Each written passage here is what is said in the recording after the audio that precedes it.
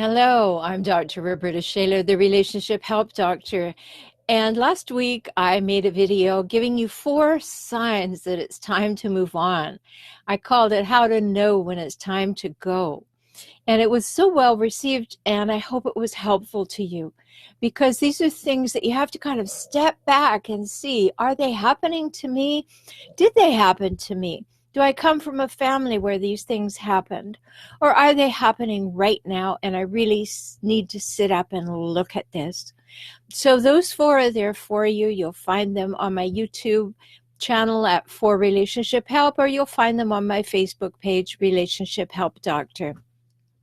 So today I want to add 4 more.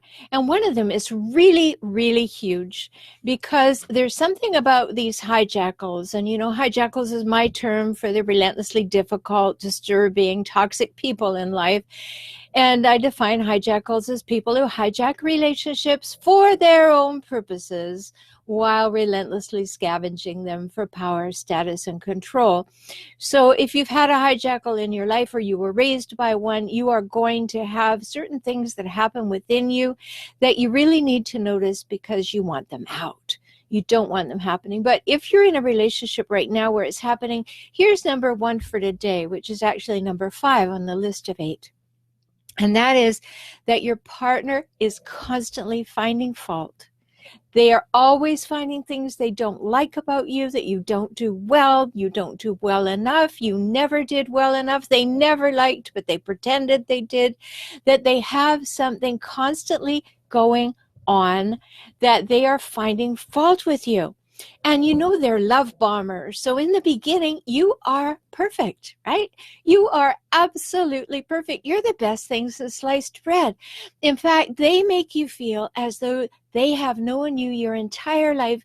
They understand you, they get you, and they just want to give you everything. That's called love bombing. Now, of course, that's lovely if it happens in a healthy relationship, but it doesn't happen early. And with hijackals, what happens is they will be on their first or second date with you, and they'll start telling you that they love you, that you are the perfect person, you're the person they've been waited for forever, and they think you should get married and have children. And they jump in because they don't have a lot of time. They don't have time to take to get you, because they know that they can't keep up the act so long. So as you get into the relationship, you may find you're in a relationship where someone is constantly blaming you. They're constantly finding fault with you. They loved everything about you. Now they can't find anything to like about you or to love about you. And in fact, they're more than ready to go and tell your friends and family what's wrong with you too. Is that sounding familiar at all? Because this can just squash your self-esteem if you let it. It'll slowly diminish you, because in the beginning, what do? You rationalize, you justify, you make excuses for them. Oh, they're having a bad day. Oh, they had a terrible childhood. And so you, being a good, kind, compassionate person, are making excuses for them. And in a way, you are enabling them. But you don't realize it in the beginning because you want it to happen.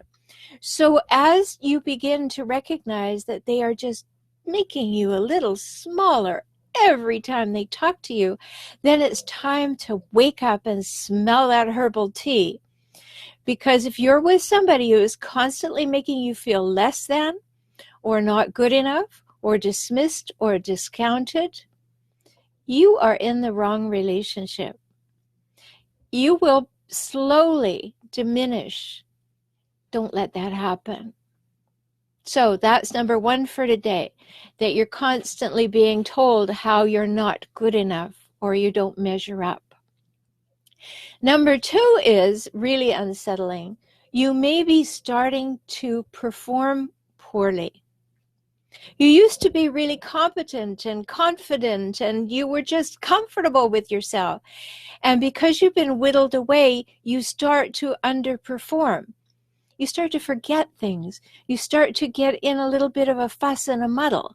And this is something that's actually real. It's happening in your brain.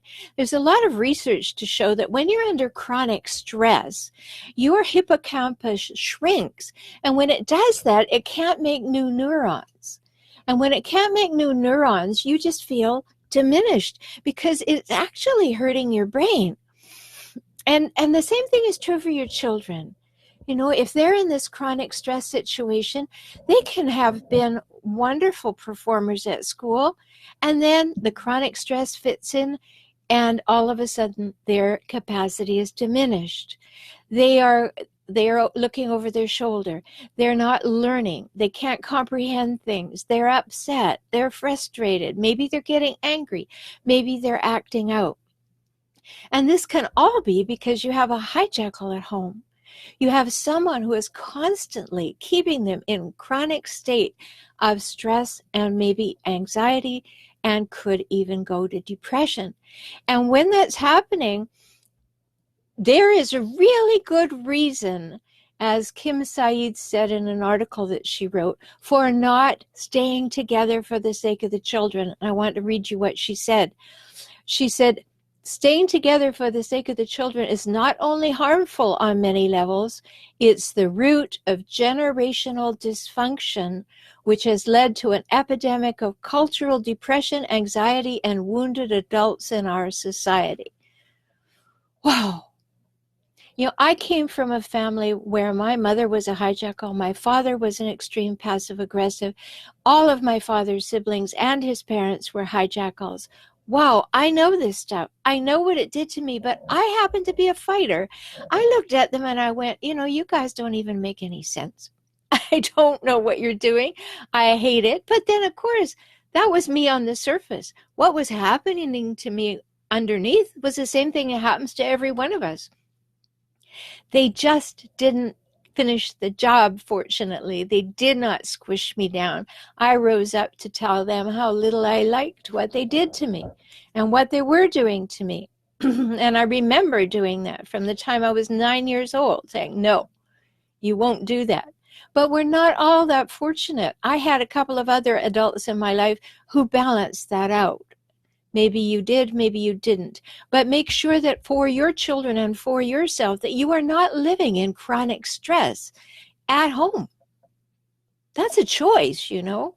You can get out. And I know it's difficult for some people. You know, I have a Facebook group. I have a membership site. People write in there. They say, you know, the hijackal has all the finances. I can't get out. I don't know what to do. There's always a way, and we can find it. So if you need help, let's talk.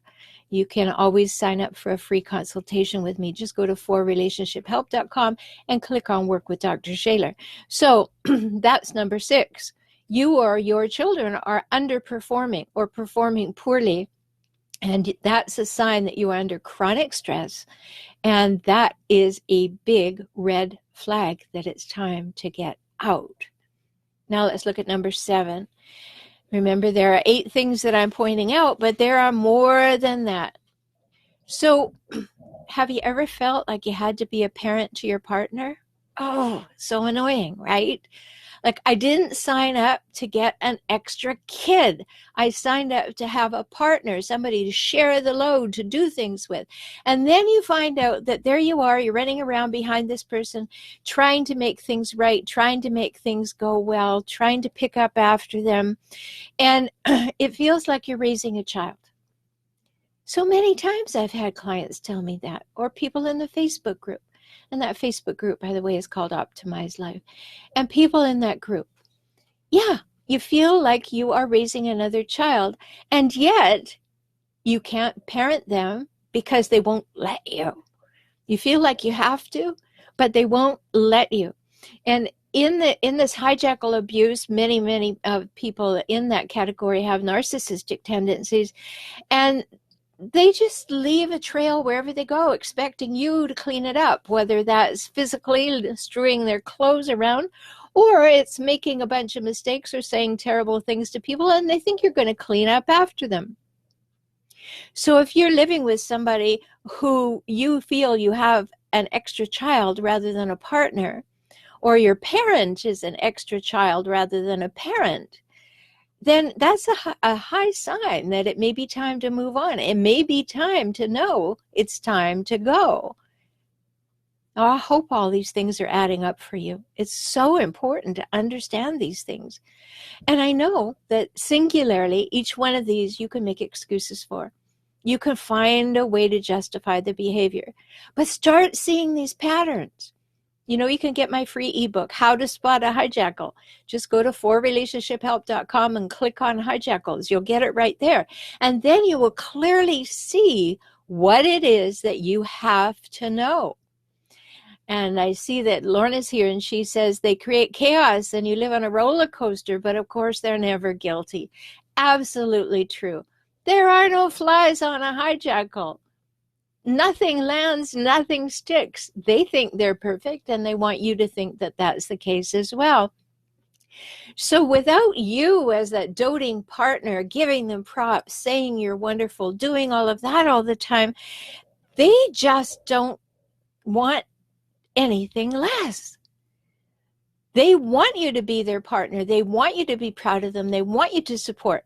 You know, one of the things that really stands out, I live in the United States, so it particularly stands out right now, how a hijackal absolutely demands loyalty from everybody around them. Absolutely demands it. And yet they will not give it to anyone. Notice that. Really important. So that's number 7. You have to behave like a parent to your partner or your parent. And that means you're dealing with a hijackal. You are dealing with hijackal behaviors. Now, the last one is something you may or may not have done.